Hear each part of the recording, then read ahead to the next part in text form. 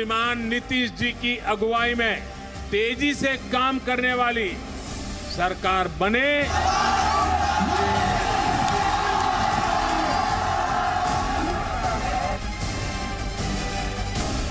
और ये मेरा अंतिम चुनाव है। अंत भला तो सब भला।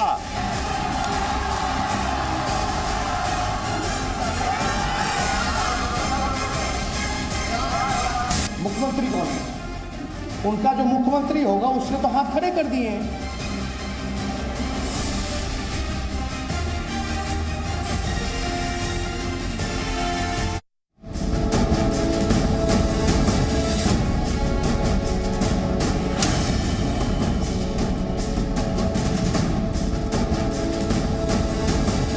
नमस्कार, सुबह के 7 बज चुके हैं और अब 1 घंटे का इंतजार है और आज आईपीएल का भी रिजल्ट है। जी आज आईपीएल का भी रिजल्ट आने वाला है और बिहार पॉलिटिकल लीग का भी रिजल्ट है। बिहार पॉलिटिकल लीग का चैंपियन कौन? वैसे क्रिकेटर रहे तेजस्वी यादव। सियासी पिच पर आज क्या चौके छक्के लगाते हैं नहीं, लेकिन सुपर ओवर में तो नहीं जाएगा पीओडी मैच। ऐसा लग रहा है बहुत दिलचस्प होने वाला है, क्योंकि जितने भी दर्शक जो मैच देख रहे थे ना इतने दिनों से अमन, उनकी निगाहें इस बात पर टिकी हुई थी कि चौके छक्कों की बात जो तेजस्वी यादव ने की है, लेकिन नीतीश कुमार को यह कहकर कि वो रिटायर बल्लेबाज हो गए हैं उन्हें नकार रहे थे, लेकिन नीतीश कुमार ने अपनी सेटिंग पूरी की हुई है। मतलब ये लग रहा है अंतिम चुनाव का तीर निशाने पर लगेगा या नहीं लगेगा। बिहार विधानसभा के लिए वोटों की गिनती, बड़ी खबर यह है कि आज है, आप जानते हैं 8 बजे से सबसे तेज नतीजे आने शुरू हो जाएंगे। 1 घंटे बाद सुबह 8 बजे मतगणना शुरू हो जाएगी, जिसके लिए पूरे बिहार में 55 मतगणना केंद्र बनाए गए। आज मतगणना न सिर्फ बिहार बल्कि देश की राजनीतिक दिशा भी तय करने वाली है। साथ ही कई नेताओं के भविष्य पर आज फैसला होना है। नीतीश कुमार की मुख्यमंत्री की कुर्सी दांव पर है, तो वहीं आरजेडी नेता तेजस्वी यादव की चुनावी रणनीति पर भी फैसला होना है। मतलब आप इसको सिर्फ एक राज्य भर का चुनाव मत समझिए। आज जो नतीजे आने जा रहे हैं उसका देश की सियासत, देश की राजनीति पर बहुत बड़ा असर पड़ेगा। अगर तेजस्वी यादव मुख्यमंत्री बन जाते हैं और अगर 15 साल बाद बदलाव होता है बिहार में, कोरोना काल का पहला चुनाव, तो ये सिर्फ राज्य भर के चुनाव नहीं, ऐसे बिहार के नतीजे नहीं है, ये एक तरीके से देश की सियासत, देश की राजनीति में एक बहुत बड़ा बदलाव। मतलब कौन जीतेगा, चाचा या भतीजा? क्योंकि तेजस्वी नीतीश को चाचा बुलाते हैं, तो क्या होगा नतीजा, चाचा या भतीजा? 11 राज्यों में हुए उपचुनाव के लिए भी मतगणना आज है। और आपको ये भी बता दें कि ये मतगणना बहुत महत्वपूर्ण इसलिए है उपचुनाव को लेकर, क्योंकि इसमें तमाम जो राजनीतिक पार्टियां हैं उनका भी सियासी वर्चस्व दांव पर लगा है।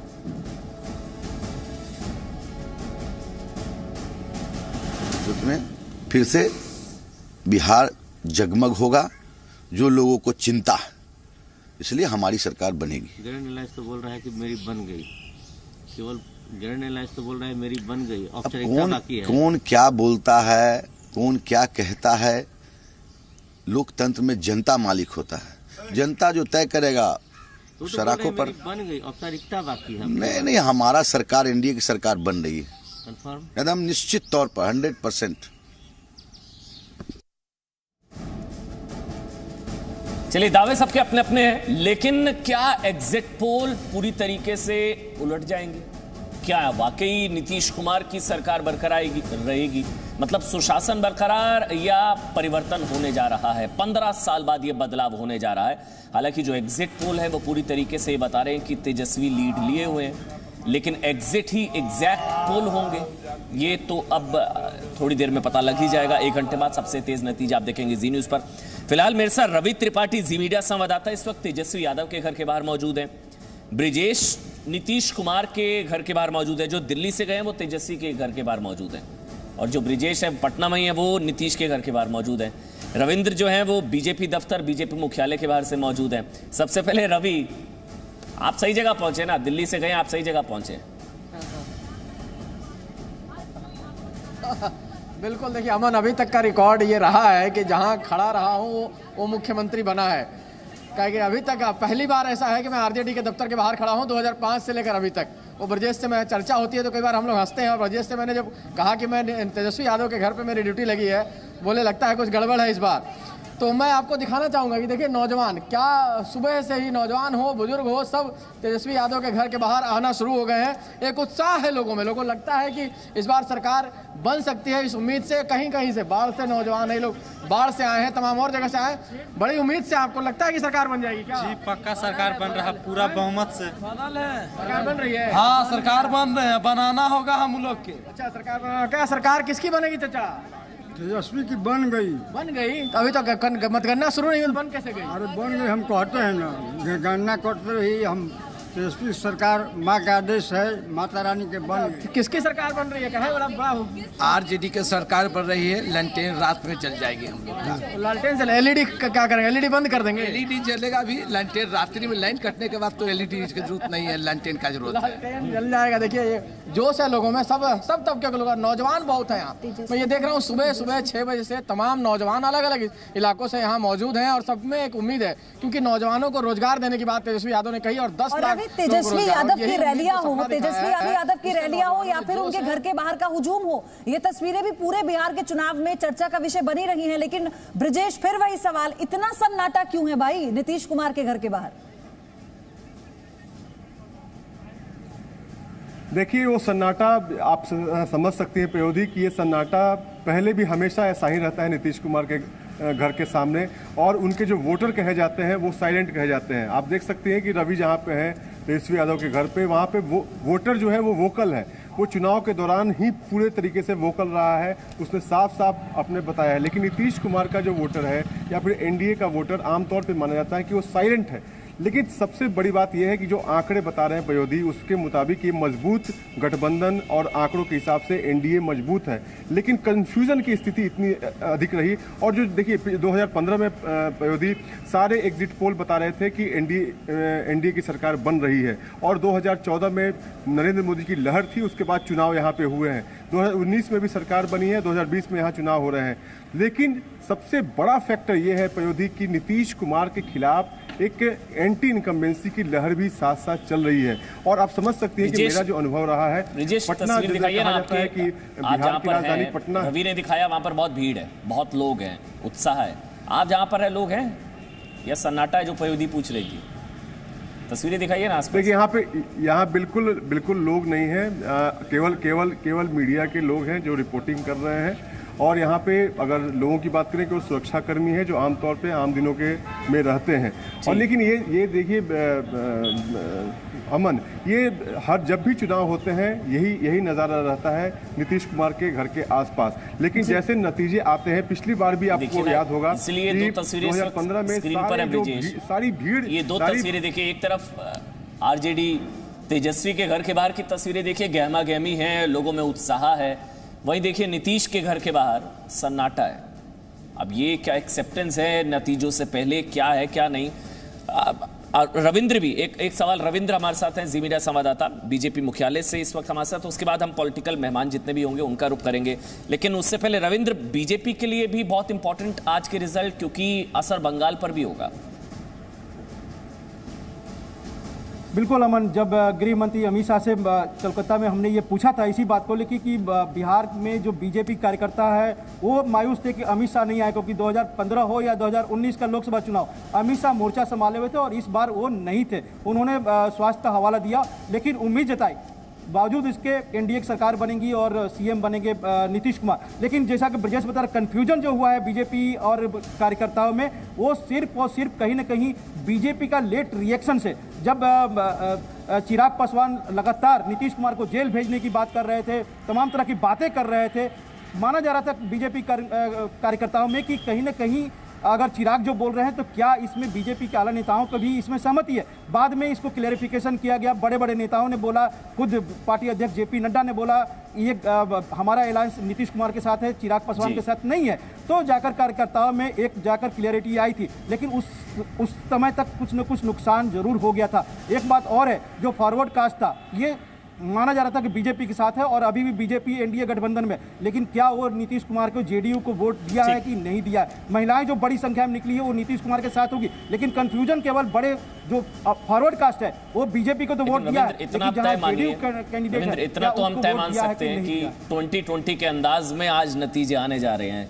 8 बजे सबसे तेज नतीजे जी न्यूज पर, और बहुत ही रोमांचक दिलचस्प होने जा रहा है ये मैच क्या सुपर ओवर तक जाएगा, नहीं जाएगा, या वन साइडेड मैच होने जा रहा है। तेजस्वी यादव जो है दिल्ली की टीम में भी रह चुके हैं 2008 से 2012, हालांकि वो प्लेइंग 11 तक नहीं पहुंच पाए थे, लेकिन क्रिकेटर रहे हैं। तो आज क्या होगा क्या नहीं होगा देखना दिलचस्प होगा। आलोक मेहता सीनियर जर्नलिस्ट हैं, पत्रकारिता में 4 दशकों का अनुभव है, वो इस वक्त हमारे साथ हैं। सेफोलॉजिस्ट हैं, तड़ित इस वक्त आपको नजर आ रहे हैं, और इसके अलावा राजनीतिक मेहमान भी मेरे साथ जुड़ चुके हैं। संजीव सहाय, तेजस्वी की पार्टी के प्रवक्ता, लालू की पार्टी इसलिए नहीं कह रहा हूं क्योंकि लालू प्रसाद यादव से दूरी बनाकर रखी है, वो दूरी जीत के लिए थी जरूरी।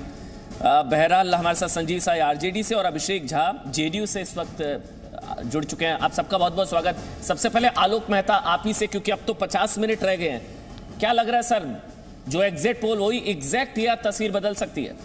आलोक मेहता। नमस्कार और सबसे पहले शुभकामनाएं, क्योंकि लोकतंत्र का ये सबसे बड़ा पर्व है, और जी मीडिया को भी खास करके बधाई, क्योंकि लगातार आप लोगों ने जिस तरह से आपके रीजनल चैनल ने, नेशनल चैनल ने, और इस पर जितने विभिन्न तरह की जो राय सामने आई है, और इसलिए मैं आपके बात से थोड़ा सा इसमें ये कहूँगा कि एग्जिट पोल को लेकर मैं हमेशा थोड़ा सशंकित रहा हूँ, और इसीलिए जहाँ भी मैं संपादक भी रहा, मेरा कोशिश रही कि ओपिनियन पोल भी बहुत अधिक, खास करके भारत जैसे देश में, बिहार उत्तर प्रदेश में पिछली बार कहीं सही निकले, कुछ नज़दीक तो पहुँच जाते हैं, लेकिन इतने हर परिवार में भी 4 राय हो सकती है, और इसलिए ठीक है, हम स्वागत करते हैं, क्योंकि हमारे सारे मित्र लोग ओपिनियन पोल में भी काम करते हैं, यशवंत देशमुख जैसे या कई और जो हमारे पोस्टर हैं, तो इसलिए मुझे ऐसा लगता है कि सबसे निर्णायक ये चुनाव है भारतीय राजनीति के लिए। बिहार के बाद बंगाल ही नहीं, भारत के पाटलिपुत्र का जिसको कहते चाहिए ना, वो सबसे ज्यादा जो भारत की राजनीति पुराने काल से तय होती थी, जेपी मूवमेंट कह लीजिए या महात्मा गांधी कह लीजिए, राजेंद्र बाबू कह लीजिए, उस जमीन पर जो चुनाव हो का नतीजा आएगा, उससे भारत की राजनीति पर असर होगा। और हम और आप ये देख रहे हैं कि देखिए, स्पष्ट बहुमत किसी एक पार्टी का नहीं आ रहा है, ये भी एक महत्वपूर्ण बात है। बिहार जैसे राज्य में जो बड़ी बड़ी राजनीतिक पार्टियां रही, वहां आज भी गठबंधन की आज स्थिति दिखाई दे रही है, और किसका गठबंधन किससे होगा ये अभी नतीजे आप जैसे दिखाने लगेंगे तब उसके बाद हम तय करेंगे। अनप्रेडिक्टेबल इसे कहे तो सही होगा, क्योंकि 15 के बाद से बिहार की राजनीति बदली है, और आप जैसे कह रहे हैं कि आने वाले समय में ये देश की राजनीति बदलने वाला चुनाव है। और हमने आपको बताया कोरोना काल में ये पहला चुनाव हुआ है। एनपी यादव स्पोक्स पर्सन है, जेडीयू से हमारे साथ जुड़े हैं। एनपी यादव, नीतीश कुमार के घर के बाहर इतना सन्नाटा है, तेजस्वी यादव के घर के बाहर खूब जोश देखने को मिल रहा है, क्यों? एक्सेप्ट कर लिया है क्या?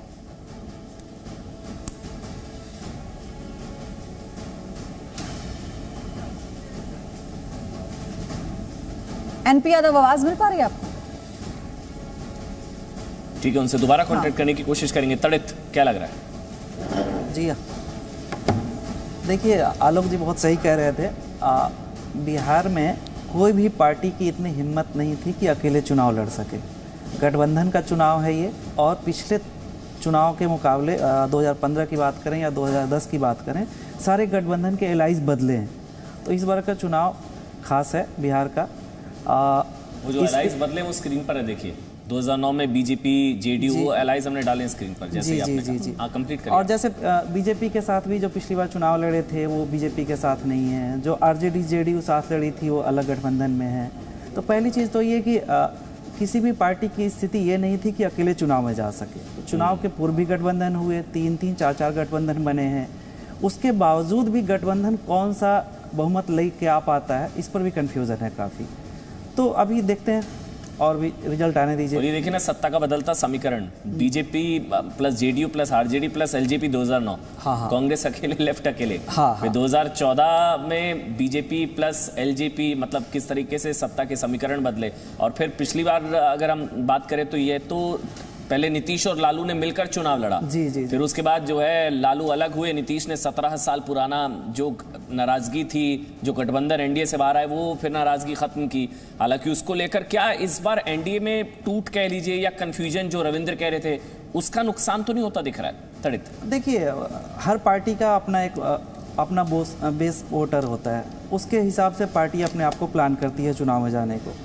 एक तो ये होता है, साथ में ये भी है कि अगर आपकी स्थिति ये नहीं है कि आप पूरे चुनाव में या पूरे विधानसभा में अकेले ही जा पाएँ पूरे स्टेट में, तो आप अलायंस में जाते हैं। बिहार में खास तौर पर क्या है कि वहाँ की जो जातीय व्यवस्था है उसमें हर पार्टियों का हर जातियों में अपना बेस नहीं है और वो एकदम बट सा गया है। जैसे अगर बात करें तो बीजेपी का, तो वहाँ की अपर कास्ट जो 4 मुख्य जातियाँ हैं उसमें है, जो नीतीश कुमार ने गठबंधन अपना। लेकिन आप जो ये जाति फैक्टर कह रहे हैं ना त्वरित, इस बार देखा वहां पर ग्राउंड पर कि जातिगत फैक्टर्स को लेकर हर पार्टियों ने अपना एक खेमा बनाया हुआ है। लेकिन इस बार वो बटा है, स्पेशली MY फैक्टर जो बिहार की राजनीति में बहुत बड़ा मादा रखता है। इस पर मैं आगे बात करूंगी, लेकिन बीजेपी नेता शाहनवाज हुसैन ने क्या कहा है अपने NDA की जीत को लेकर, आप सुनिए पहले। लेकिन एग्जैक्ट पोल जो रिजल्ट आएगा वो NDA को जिताने वाला है। बिहार की जनता ने विकास की जो हमारी डबल इंजन की सरकार है उसको और सपोर्ट किया है, पूरा साथ दिया है। हमें पूरा विश्वास है नीतीश कुमार जी के नेतृत्व में NDA सरकार बनाएगी। चलिए, दावे किए जा रहे हैं बीजेपी की तरफ से कि सरकार बनेगी। हालांकि अब जो है सिर्फ 45 मिनट का वक्त बाकी रह गया, उसके बाद आप सबसे तेज नतीजे देखने जा रहे हैं जी न्यूज पर। विश्लेषण भी होगा। मिस्टर संजीव साहे RJD से हैं। संजीव साहे जी, तेजस्वी मुख्यमंत्री बनने जा रहे हैं? जी, पहले तो सबको गुड मॉर्निंग और सुप्रभात। मैं थोड़ा लाइटर मूड से शुरू करूंगा। जहां तक उनके मुख्यमंत्री बनने का सवाल है, आपके रिपोर्टर ने खुद ही सुबह में कहा कि जिसके घर के सामने मैं खड़ा होता हूं। जी बोलिए बोलिए बोलिए। जिसके घर के सामने मैं खड़ा होता हूं वही मुख्यमंत्री बनता है, और एग्जिट पोल भी यही दिखा रहा है कि हमारी बढ़त है। हालांकि मैं एग्जिट पोल से ज्यादा एग्जैक्ट पोल पे विश्वास करता हूं, और मैं कॉन्फिडेंट ही नहीं, मैं श्योर भी हूं कि आने वाले अभी जो चुनाव की जो मतगणना होगी उसमें हमारी भारी मतों से जीत विजय होगी। देखिए, ये NDA जो हमारी जो प्रतिद्वंदी है, ये कम्युनल और इमोशनल कार्ड खेलना शुरू कर दी। हमारे माननीय आदरणीय प्रधानमंत्री जी ऐसी बातें करते हैं कि भारत माता की जय लोग नहीं बोलते हैं। नीतीश जी इमोशनल कार्ड खेलते हैं। हमारे बिहार में एक प्रथा है कि वो आमतौर पे देखा गया है कि जब एक नेता हारने लगता है तो वो इस बात को जरूर यूज करता है कि ये मेरा आखिरी इलेक्शन है, इस बार मुझे जिता दीजिए। तो वो खुद ही हार मान चुके हैं, क्योंकि लोगों में बड़ी रोष है, लोगों की गरीबों की कमर टूटी हुई है। और मैं समझता हूं कि 15 साल इनको बहुत बड़ा समय दिया गया कि लोगों के लिए कुछ काम करे। लोग एक्सपेक्ट करते हैं कि डिलीवर करेगी गवर्नमेंट, और इन लोगों हर फ्रंट पे ये विफल रहे हैं, चाहे वो दवाई हो, कमाई हो, पढ़ाई हो, सुनवाई करवाई, सारी चीजों पे विफल रहे हैं। तो मैं पूरी तरह से कन्विंस्ड हूं और श्योर भी हूं कि आज हम 2/3 बहुमत से जीतने वाले हैं। चलिए ठीक है संजीव जी, मतलब आप मान रहे हैं कि बिहार में लालटेन युग की वापसी होने जा रही है। जो स्वर्णिम काल रहा था 90 से 2005 का, उसकी फिर से वापसी होने जा रही है। एक छोटा सा ब्रेक ले रहे हैं, उसके बाद तुरंत हाजिर होंगे। बड़ी कवरेज लगातार जारी है। स्क्रीन इस वक्त आपकी सामने है। टॉप पर जो आप देख रहे हैं वहां तेजी से अब ये नंबर्स बदलेंगे आधे घंटे बाद। इसके अलावा स्क्रीन के राइट हैंड साइड जो आप देख रहे हैं वहां पूरा ब्रेकअप है कि कांग्रेस को कितनी, मतलब अदर्स के खाते में कितनी, और नीचे जो पट्टी आप देख रहे हैं उसमें उपचुनाव जो 58 विधानसभा सीटों के जो उपचुनाव हैं, खासकर मध्य प्रदेश इसमें बहुत इंपॉर्टेंट, आज 28 विधानसभा सीटों के उपचुनाव के नतीजे। ये पूरी स्क्रीन इस वक्त आपके सामने। छोटा सा ब्रेक लिया। Presenting B News app available on Google Play and App Store. Download it now.